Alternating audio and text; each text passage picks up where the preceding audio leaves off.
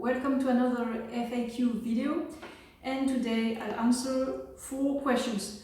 The first one is about face puffiness, the second one about oats, the third one about how to gain weight on a diet, and the last one it's about my bike. Okay. Is face puffiness after going to this lifestyle just temporary edema? There's a few things that could cause face puffiness. No, also when I wake up in the morning and I've had salt on the previous day, I have some puffiness. But I don't usually have excess puffiness, because excess puffiness really means that I ate so much salt on the previous day. Well, it's fine if I'm going to sweat a lot on the next day, like being in the sun or exercising a lot and sweating. But otherwise, if you don't do that, you shouldn't do excess salt, really. It's not good for the stomach. So what can you do on this lifestyle to avoid puffiness? Well, you can mitigate puffiness by avoiding excess salt, but then if you still have too much for your own taste, I would say that you don't drink enough water. Because let's say you eat a lot of dry carbs. When I say dry carbs, I mean refined sugar, I mean bread, or this kind of thing. And I've checked your account. I'm not going to say who you are, but anyway, I checked your account, and I can see you eat a lot of fruit, so that's great for hydration. But I don't know how much water you drink. Maybe it's not enough. I see you eat also some starches for dinner, and that's great. I don't see how much salt you add in it, so it's for you to check that. Try to minimize the salt if you get too much puffiness in the morning. I've done a few before and after. Like I wake up, that's the before, and then I drink a liter of water, and that's the after picture. And when I put them side to side, I don't look like the same person.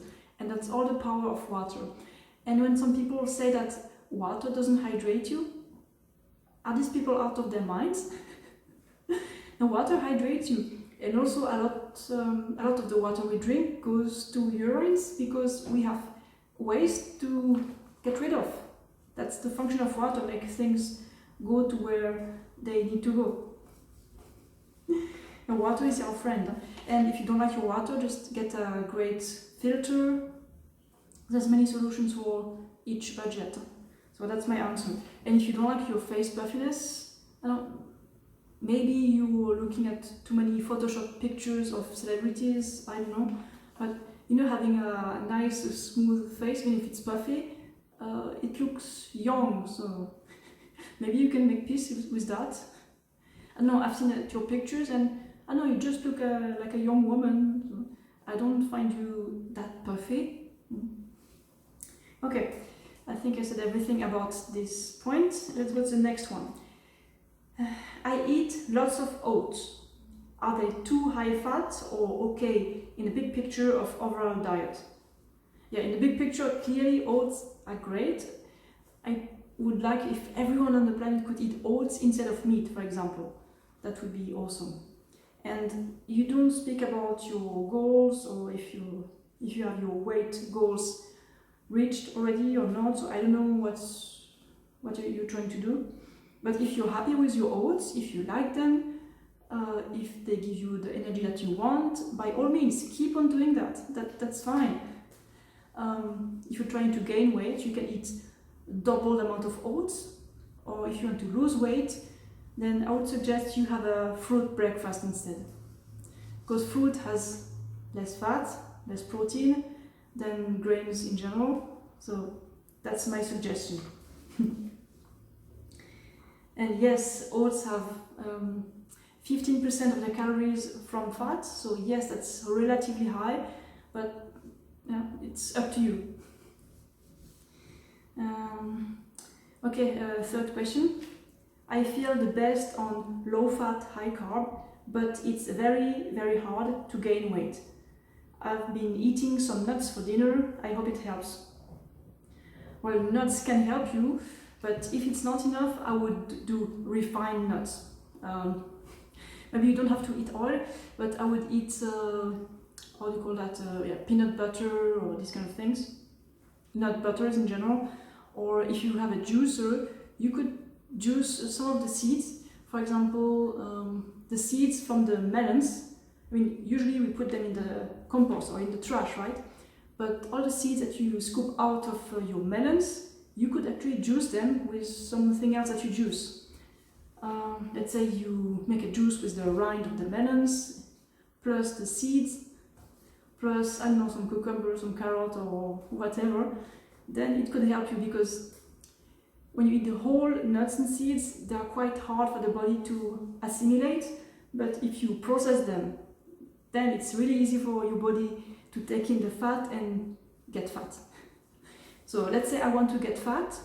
Yes, I would add this kind of thing in my diet. And I would add tofu and even grilled tofu till I gained sufficient weight. So that's the extra fat, plus some strong starches, which means maybe double the size of the usual starch meal. If you really want to gain weight, you can do that. More starches and incorporate some fats. But if you don't want to get fat, don't do anything of what I say. Keep the starches for dinner, an amount that satisfies you, and avoid these high-fat foods like oils, like nut butters. You know what I mean. Okay, I hope you can gain some weight by following this advice. No, I don't hope. I know you will gain weight if you follow that, so I hope you follow my advice. That's what I mean.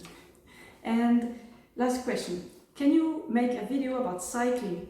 Like you pick a good bike equipment, parts of bike.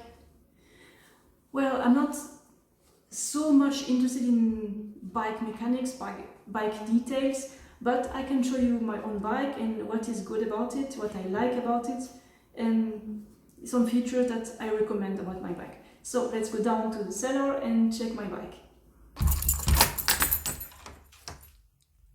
So here's my bike.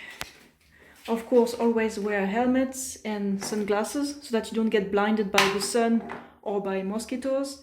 Then make sure your saddle is high enough and that it has a hole like that. It really helps to keep the perineum happy and avoid too much pressure on it. And then make sure the saddle is high enough and mark a little line here. And then, of course, caliper brakes. They're fine, they're great, I like them. I don't want to have the disc brakes. Okay, and then I make sure that this cassette is big to climb the mountains. What else? I keep the chain clean and lubricated. I have a compact crankset here. And what then? The shifters, make sure they are not too cheap, so that you don't have to set them every month, you know, like on my first bike. And then I like to have 2 bottle cages so that I am not dehydrated. That's pretty, but that's unnecessary. Paul has just added an electronic bell. It's really loud. You want to hear it? So loud.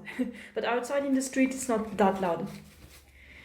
Okay, and then I always carry this emergency kit. So a new tube, 2 levers and a mini pump, and a patch kit in case there's big problems. And I like to put food in there, or my phone and my keys and wallet and all of that for easy access, so that I can eat when I'm riding. And yeah, that's pepper spray, anti-dog. Yeah, sometimes it's needed, or it reassures me to know that I can defend myself against people or dogs.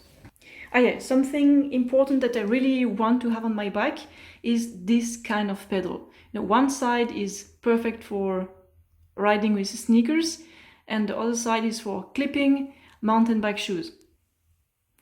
That's the best thing on my bike. Okay, and then it's the frame is made of carbon, but aluminum alloy is good too. And overall, I think it weighs 7 or 8 kilos, I'm not sure. I'm very happy of this road bike, and if I ever get tired of road cycling, I know I can get a city bike or a mountain bike, whatever. I will always have a bike. And if I get a city bike again, I think I will add some basket here and another basket here, but it's not very compatible with road bikes. And one thing I forgot is the GPS device that goes here, but it's not here at the moment because it's charging upstairs. Okay, back upstairs, and now I have a mechanic at home. He's there. So in case the bike has issues, he solves the issues.